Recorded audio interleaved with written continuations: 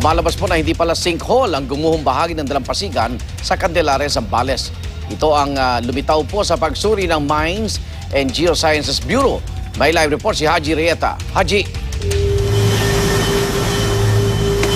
Jessica, tama ka nga dyan, no? Pero ang sinasabi ng taga-Mines and Geosciences Bureau ay hindi pa ito final at kailangan pa nga nilang pag-aralan kung sinkhole nga ba o hindi itong kanilang naobserbahan sa mismong dalampasigan ng Barangay Wacon dito nga sa Zambales. At sa kanilang initial report nga kagabiigan ay sinabi ng Mines and Geosciences Bureau na wala naman daw silang nakitang buta sa seabed kung saan naganap ang pagguho ng buhangin nitong Sabado. Sa ginawa nilang eco-sounding ay tanging mga maliliit na bundok sa ilalim ng dagat at channel o lagusan lang ng tubig ang nakita nila.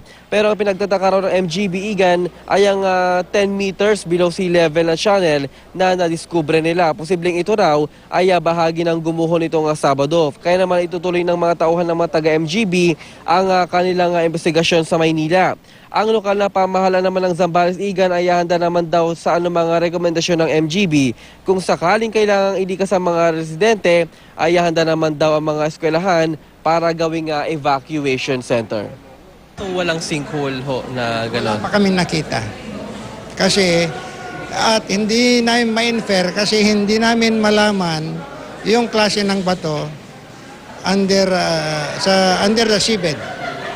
Pero ano po yung nakita natin sa ilalim? Probably sand, yung mga nandun, kasi may channel, malambot. So, gaano po kalalim yung nakita natin na hukay doon sa seabed after nung nangyaring pagguho?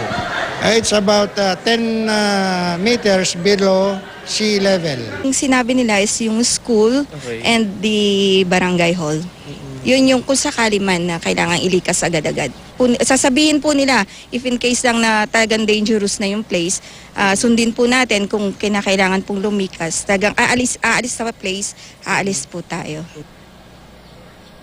Igan yung ibinigay ng resulta ay hindi pa ito final at kailangan pa nga nilang magsagawa ng mga analysis pa sa Maynila para maikumpara yung mga previous na data nila dito sa lugar, dito sa may Wacon Cove at ikukumpara nila yon kung ano nga ba talaga itong nangyari. Dahil kailangan pa nilang malaman Igan kung may limestone ba sa ilalim ng lugar. Igan?